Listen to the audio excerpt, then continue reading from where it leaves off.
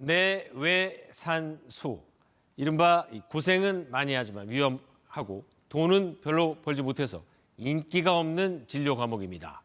대형 병원은 전공의 지원자가 거의 없고 개원 병원에서는 폐업이 줄을 잇고 있습니다. 이런 현상이 계속되면서 성형이나 피부 미용 같은 분야는 발달했지만 생명을 살리고 질병을 치료하는 필수 의료는 공백이 생겼습니다.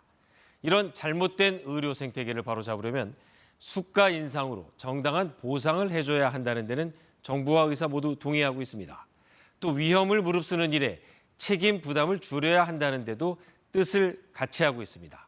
그런데 왜 정부와 의사들이 정면 충돌하는 상황까지 왔을까요? 이세연 기자가 분석했습니다.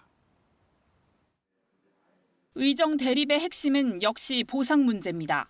정부는 저평가돼 있는 필수 의료 부문의 상대가치 점수를 더 높여 수가를 올리겠다고 합니다.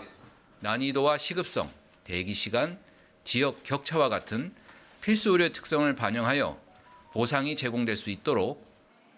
하지만 의료계에서는 과거를 답습할 뿐이라며 실효성에 의문을 제기합니다. 특히 소아청소년과는 진찰 행위에 대한 수가를 올리는 게 시급한데 정부 안은 입원 수가 중심이라 소아과 부족 문제를 해결할 방법으로 적절치 않다는 겁니다. 급여 항목과 비급여 항목을 섞어서 진료하는 걸 일부 제한하겠다는 것도 쟁점입니다. 정부는 도수치료나 미용치료 같은 비급여 진료 시장으로 의사들이 몰리는 게 필수 의료 공백의 한 원인이라고 진단하고 있습니다. 하지만 의사들은 비급여 진료를 제한할 경우 의사들이 받는 수익이 오히려 줄면서 환자들이 받게 될 서비스의 질도 떨어질 거라고 말합니다.